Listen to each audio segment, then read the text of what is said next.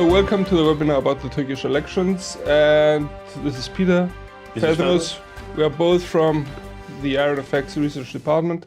So, Fedros, what were the implications actually, in your opinion, for the first round of the Turkish elections? The implications for the first round of the Turkish elections was that market sentiment appears to have worsened, considering that Tayyip actually came out in the lead, whereas the polls had expected his counterpart Kemal to be in front.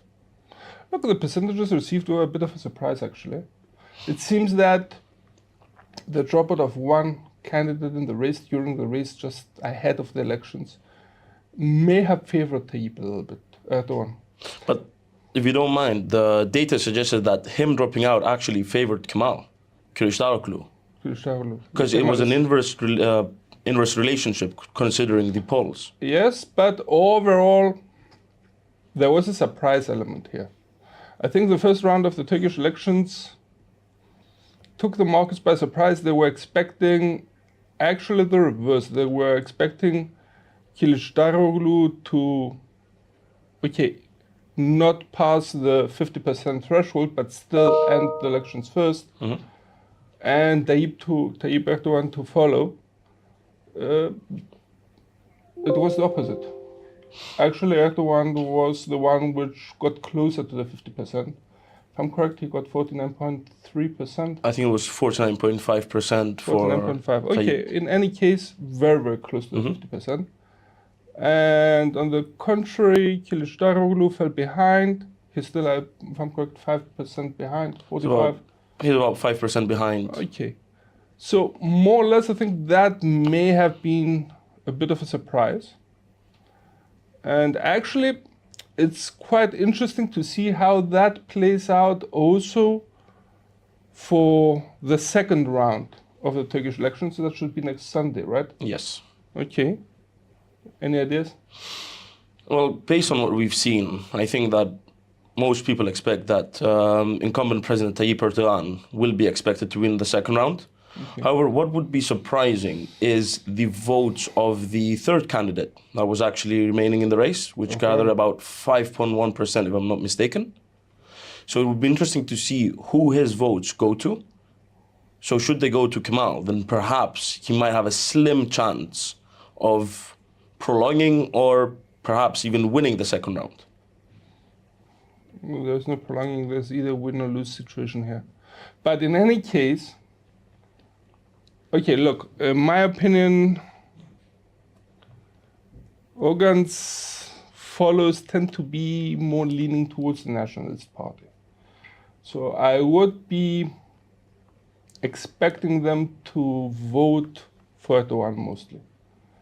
And it's interesting to note that we had a turn-up of around 90%. So practically everybody decided either or. Mm-hmm. So it's a big question whether that's going to be favoring Erdogan or not. In my opinion, it will. But to tell you the truth, it was quite interesting. You sent me a link about the CNN interview of Erdogan, and it was a recent one.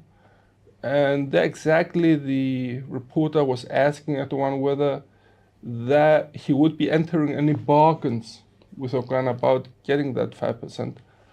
And Erdogan was so confident that he said, look, the second round of the elections is practically a new election. And this time, there are only two contenders. The one is Kılıçdaroğlu, the other is Erdogan, and the people will be the kingmaker. Mm-hmm. So I think that we may see a shift of Erdogan's people votes mostly towards Erdogan. However, also to tell you the truth, the fact that Erdogan got 49.5% in the first round, and should they vote for Erdogan again, it could be quite easy for Erdogan to actually get the extra 0.5% and win the elections. It is possible, but I will have to disagree with you about Erdogan's votes, because Erdogan did say that he would support the one with the most ultra-nationalistic outlook for Turkey. And actually, Kılıçdaroğlu came out and said that he was going to deport about 8 million Syrian refugees. Yeah. So he's taken a more nationalistic approach, perhaps in an attempt to garner more support from that 5% that Erdogan has. Yeah, that's an option. The, That's an issue, and the Syrian refugees in general are big issue in Turkey. I would expect, though, the fact that Erdogan is already being supported by MHP, which is the nationalist part in Turkey. And they are already both in the People's Alliance, so practically that could provide, I think, a more Turkish nationalistic view. But on the other hand, yes, you're correct. Kılıçdaroğlu took a quite, I wouldn't say aggressive, but extreme position regarding the influx of immigrations and refugees from Syria. And that's something which could tempt some of the votes of Erdogan, yeah. However, the thing is, though, by taking a more ultra-nationalistic approach, then you could somewhat alienate the Kurdish support that you have been receiving from Kemal's perspective. So that influx could be mitigated by less Kurdish voters actually turning up for Kılıçdaroğlu. Okay, in my opinion, I think that the second round, I'm leaning more towards Erdogan. But it's also interesting how,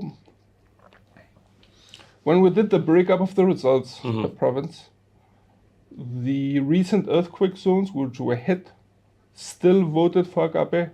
Heavily voted for Tayyip. Erdogan, despite the issues and the fallen buildings and the casualties from the earthquakes. I think that was the most surprising thing from the results, considering that most coastal cities voted in favor of Kılıçdaroğlu due to his economic policies. The fact that the earthquake-hit zones voted for the AKP was actually quite a surprise for most observers. Yeah, but on the other hand, those areas were traditionally strongholds of AKP. So that should be factored in. Also, we should factor in that despite some delay in the Turkish state's response, still there was some substantial support and aid. So I think that more or less in the eyes of the people, Erdogan came out clean in the sense that developers were the ones which were the scapegoats of the whole issue. And that may have allowed practically supporters of Erdogan in those areas to continue to support AKP. And I would be also noting here that more or less, you mentioned about the coastal cities actually supporting Kılıçdaroğlu. That was more or less also expected in the sense that coastal cities were more of a Kemalist tradition. And I would expect them also, they're more financially developed. And that would be understandable, while a more nationalistic view in the inland and possibly the north may have provided the necessary votes for Erdogan. Let's not forget Erdogan, despite actually Istanbul supporting Kılıçdaroğlu, Erdogan has a strong footing in the city as well, given that he used to be a mayor of Istanbul, and that was his background. If I'm not mistaken, incumbent President Erdogan also usually stays in Istanbul during the procedure of votes. But yet, during these elections, he moved and he went back to the presidential palace in Ankara. Yeah, but still, Istanbul is the biggest city. Anyway, but we didn't have only the first round of the Turkish elections, the Turkish presidential elections. We had also parliamentary elections. So it's an interesting step in the sense that the Turkish Republic used to be a parliamentary republic and now has been turned into a presidential republic.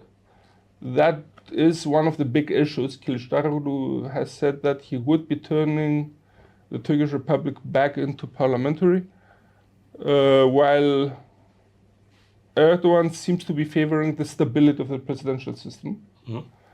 Nevertheless, the elections, the parliamentary elections for the first time, seem to show a split of government. There seems to be, or at least Erdogan is near getting elected once again.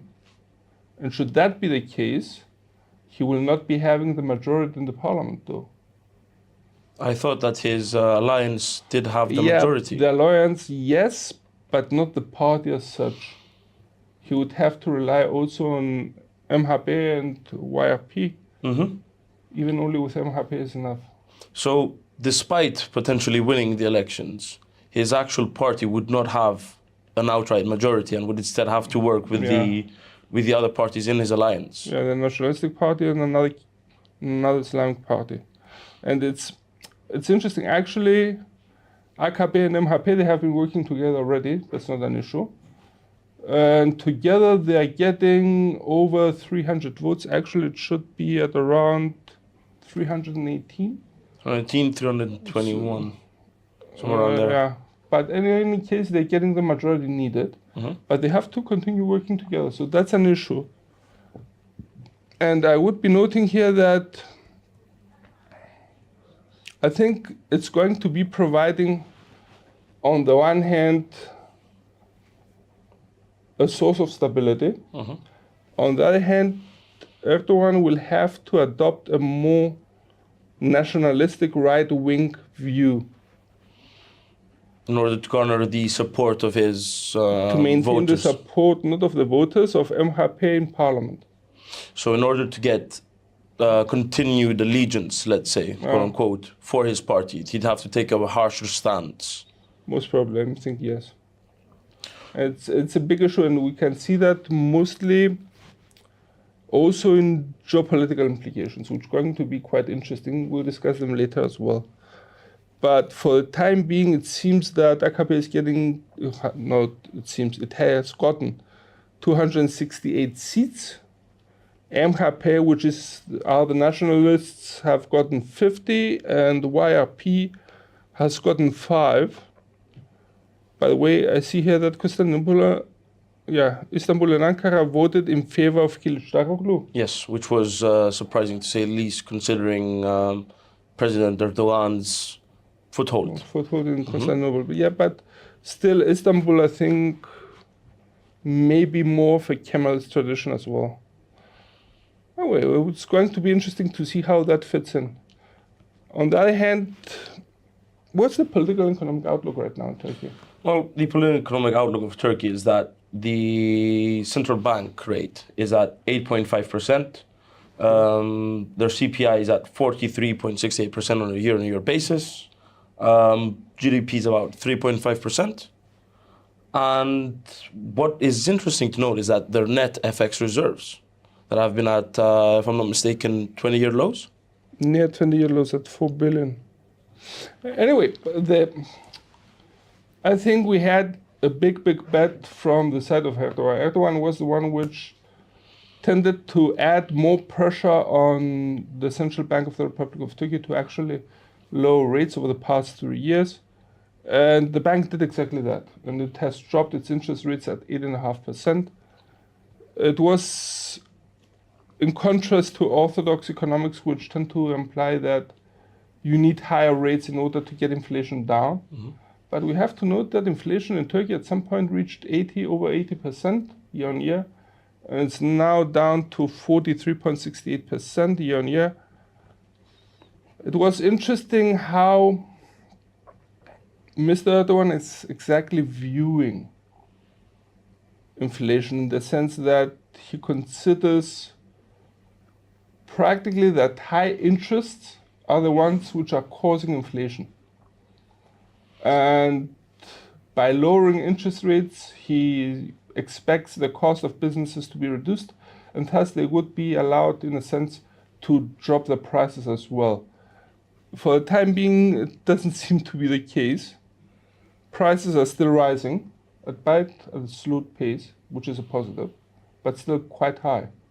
I think it's only temporary, considering his unorthodox policy has shied many investors away from investing in Turkey. Okay. I mean, if you look at the markets, in the anticipation of Kılıçdaroğlu actually winning, the exchange rate between the US dollar and the Turkish lira actually dropped. So we saw a strengthening of the Turkish lira in anticipation of Kılıçdaroğlu, whereas once the actual results came in, we saw the Turkish lira further weakening. And Turkish lira hitting new record lows against the US dollar day by day. Yes, day by day it's creating new all-time highs. Currently, it's still not reached It's not reached 20 Turkish liras per dollar, Not but yet, it's pretty no. close. It's off by about 20 cents. It's a psychological barrier. Once that's broken, it's going to be an issue. In any case, I would expect, though, that we may see that being passed on further. And it's interesting how, I think even Kılıçdaroğlu had mentioned that the numbers may have been cooked.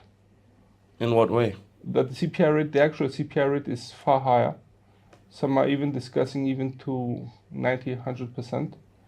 And that depends from region to region and from sector to sector, say, for example, food, etc., etc. But it's an interesting aspect. Nevertheless, in any case, the inflation problem is still there. And I would expect that to continue to torment Turkish economy over the next year or so.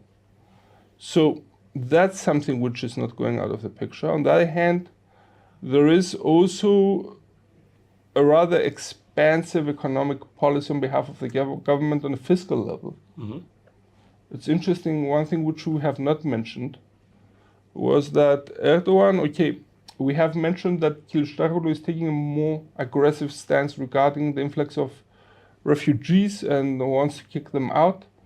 Erdogan is also trying to get them out, however, in a more, I wouldn't say medium, but still a more easygoing way and a more voluntary basis. But it's going to be interesting to see if he's able to achieve that as well.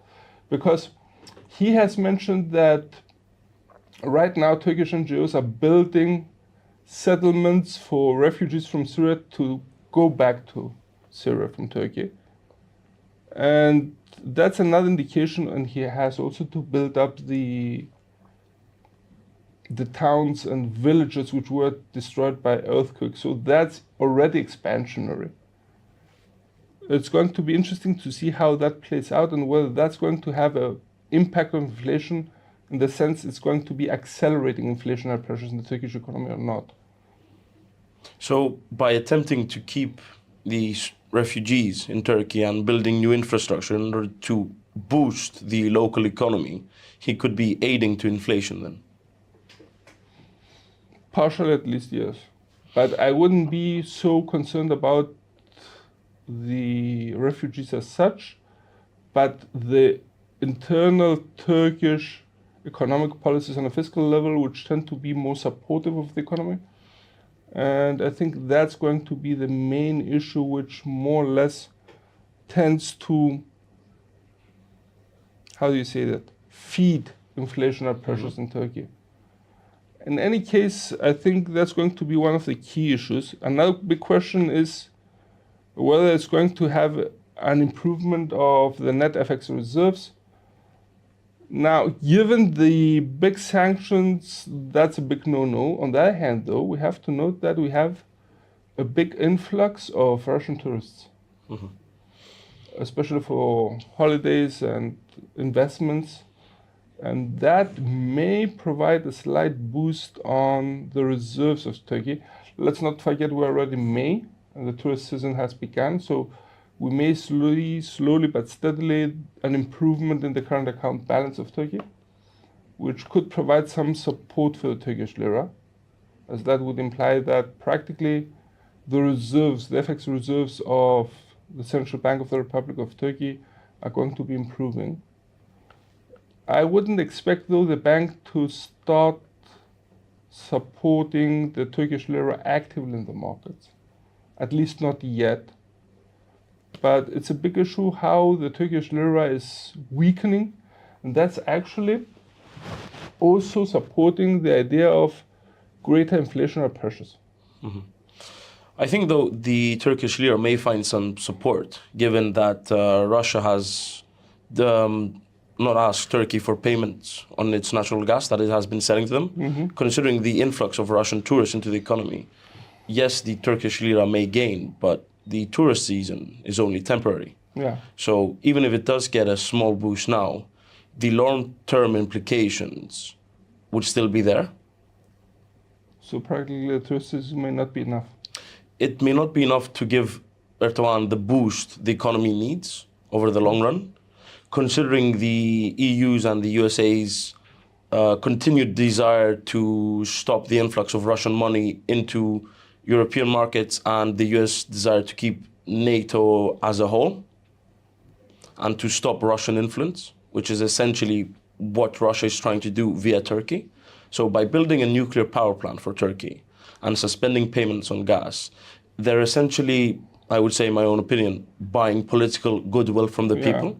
So by alleviating the stress on the economy, that would give Erdogan the boost he needs also politically and too economically to continue with his policies. Okay. Yeah, that's a positive. Now let's go back to the geopolitical implications. We have a country, Turkey, under President Erdogan, which has been in conflict with a number of countries, practically its neighbors, but not only its neighbors. It's interesting how it had a very hot summer with Greece. And it's an interesting question whether there's going to be another hot summer this year. And I'm talking politically. And by the way, the Greeks had their elections, the first round of parliamentary elections yesterday. We have already the results on that. And it seems that the center-right wing, Nea Demokratia, is winning the majority. So what's your view on that? Let's say more on the Turkish-Greek relationships.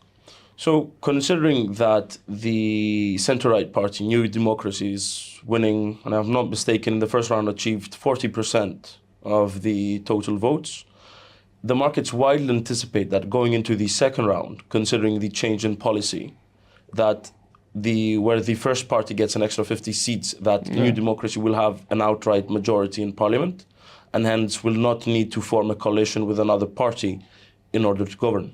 Yeah, in the second round. So given that, we might anticipate the same foreign stance by Greece on Turkey, which has albeit softened, but it still persists considering President Erdogan's continued statements in regards to his relationship with Turkey and to the Aegean Islands. Okay, and at this point, it's important to talk about the man of the hour. Definitely Turkey's Foreign Minister Çavuşoğlu is a big figure and a pillar of the Turkish foreign policy. And we have to know that even the agreement between Turkey and Libya were architected and implemented by him. Mm-hmm. So that's another issue. And we have to note here that it's going to be interesting whether the two sides after the earthquakes were able to find a new kind of modus vivendi, which softened the frictions in their relationships. It was characteristic, the picture of a Greek firefighter in the ruins of the cities. I think we may see an easing of tensions there, which actually would be beneficial for Turkey, because let's not forget that the coastline, especially along the Aegean Sea, is one of the most touristic destinations. Of course, there's the south as well. But it's going to, in very, I wouldn't say financial help, but still, it's generating lots and lots of income, the eastern coast, the western coast of Turkey, for the Turkish state. And I think it's in no one's interest right now to restart some tensions in the Turkish-Greek relationships. For the time being, I think Erdogan will be concentrating, if he gets elected, but probably that's the case, will be concentrating on rebuilding the economy. I think I'll have to agree with you that he may be focused more on building the economy. However, the Turkish military-industrial complex has been gaining recently with the creation of the Bayraktar drones that have been used in Ukraine. Yeah, so one could also argue that heightened military tensions could facilitate a new influx of cash into a growing industry for Turkey, which has created new jobs and has seen rapid expansion overseas with demand for its drones. True.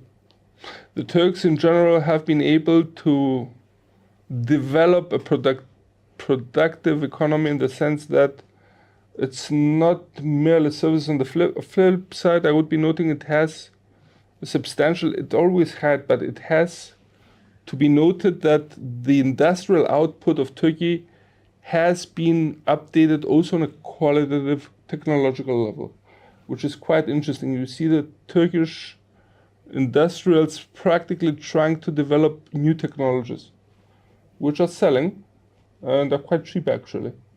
In comparison to the Israeli ones, I think they're much cheaper. Yeah, and it's quite interesting. That's true. And that actually brings us to the international relationships on a geopolitical level. Okay, there is the regional level. And in the regional level, there's still some tensions with Assad, with Syria. Assad, I think, was invited to the Arab League summit this weekend, where President Zelensky actually visited and had a speech in front of the leaders. Okay. So I think we may have been seeing an easing of tensions with Assad. However, the thing remains, the issue that persists at hand is that Turkey still has a sort of buffer zone between Turkey and Syria, which has been claimed in the past that would be used for them to facilitate potential migrants from Syria to Turkey. So in order to establish this buffer zone. So it would be interesting to see how this relationship proceeds. Yet Turkey has been supportive of Assad. I think that in the sense that, okay, Turkey would prefer Assad that maybe any religious extremist in Syria. That's definite. Mm-hmm. On the other hand, though, I think Syria was very clear-cut on this, that as long as there are Turkish troops on Syrian ground, it's going to be difficult to have any negotiations. It's going to be very difficult. And on the other hand, we have to see the Turkish point of view in the sense that the Turks are considering Kurdish minorities in Syria and in Iraq as being practically terrorists. And that has been one of the reasons, at least they say, which they extended that buffer zone in order to be able to control it. But it's a big issue. And I think it's not going to be resolved so easy. There is a window of opportunity here in the sense that you have Erdogan's, I wouldn't say friendship, but alliance with Putin, which is growing stronger. And at the same time, you can see that Assad also has a similar alliance with Putin as well. So we may see this time Putin being a mediator, or at least Russia in general. And it's going to be interesting to see how that develops. But the big question, I think, about Turkey, and in the sense that it's in a crossroad, it has to choose at some point whether it's going to be going to the west or to the east. From my point of view, I think they may be moving closer towards Russia, considering that, based on what you've said also with the Kurdish minority, is part of the reason why they're blocking Sweden's NATO bid. So it's partly due to that they claim that they have withheld Sweden's membership, in addition to purchasing anti-air defense systems from Russia, has resulted in the US calling the move as a threat to NATO's air defense capabilities by implementing the S-300s, if I'm not mistaken. S-400s. Turkey appears to be moving closer, at least, towards Putin. Yeah, in the sense also that, okay, we have to mention here that initially the Turks went to the US to get the Patriot systems. The US said no. The Russians went back and practically bought the competitive system, which was the S-400 from Russia. And then the Americans told them, okay, you are out of the F-35 program. And then the Turks replied and told them, okay, if we're out of the F-35 program, then at least sell us some F-16s, upgraded, of course. The Americans again said no, and that was another big no. And I think Turkey is not only military-wise nearing Russia, which was evident with the buying of the S-400 system, but also it's a big question whether the Turks are allowing, in a sense, the Russians to evade sanctions. And they're allowing the Russian financial system to still operate through Turkey. It's interesting that Mr. Erdogan had stated also that, which is actually quite obvious in the sense that we are not bound by US and UK sanctions on Russia. And yes, they continue to implement a pro-Russian program here, or agenda if you prefer. It's interesting how also the Turks are positioning themselves in regards to Ukraine. As a mediator for the grain deal between... Let's not forget that the Pact of Istanbul, of Constantinople, was signed exactly there. And it was renewed, if I'm not mistaken, recently due to Erdogan's special relationship with Putin. And it was renewed for another 2 months. And it's a big issue. Because when we're talking about grain from Ukraine, it's a huge amount of grain. And it feeds not only the West, but also third world countries, etc., etc. But I think the Turks have a more balanced position regarding Ukraine, which is not exactly hitting it off with the Americans. Let's not forget that Biden at some point was accused by Erdogan that he was meddling in the Turkish elections to get him toppled. And that may bear grudge on behalf of Erdogan for Biden. It was interesting how Erdogan had noted in one of his press conferences that I will be working with Mr. Biden should I get elected, and I would be willing to work with anybody which will be succeeding Mr. Biden, implying that, okay, I'm going to make it, but I'm not sure that Biden will be making it in 2 years' time. So that's another big question. Do you think that Turkey's NATO membership as such is not under threat? Yes. Turkey is a big country, an important country for NATO. The big question is, it still stands low and it hinders Sweden from actually entering NATO, right? Yes. It's, if I'm not mistaken, the only obstacle to Sweden's membership. Okay. The Finns did make it. The Finns made it, yes. They were accepted in, which in terms of geopolitical stance is much more important, considering due to the land border they share with Russia. So in theory, accepting the Finns was more of a gamble, let's say, for Erdogan's special friendship with President Putin, rather than with Sweden, because Sweden does not share a land border. Yet the Finns have said that they want to enter with Sweden, which is why they also ratified Sweden's NATO bid, if I'm not mistaken, 10 minutes after being accepted in themselves. So it would appear that President Erdogan is keeping a very thin balance between the West and the East, whilst appeasing President Putin perhaps by evading sanctions or by allowing the Russians to invest in the local economy. He's maintaining a relationship with Russia, whereas with the US, he's maintaining some sort of relationship by approving Finland's bid to NATO, but yet withholding Sweden's in order to have perhaps some leverage for negotiations. Okay. In particular, the F-35 program, which Senator Menendez on the Foreign Committee has refused over and over again to support to Turkey unless they change their stance. So that's another bargain.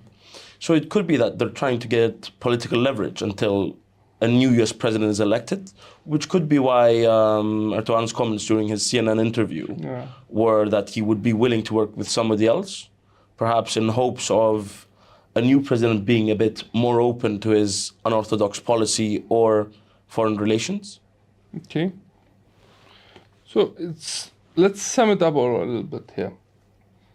Turkey is in a quite delicate position regarding geopolitics. On the one hand, it's balancing between East and West here. And it's a very thin line. On the other hand, for the Turkish state, the risks are high. Let's not forget, I wouldn't be surprised to see some sanctions coming out of West European countries and possibly the US as well.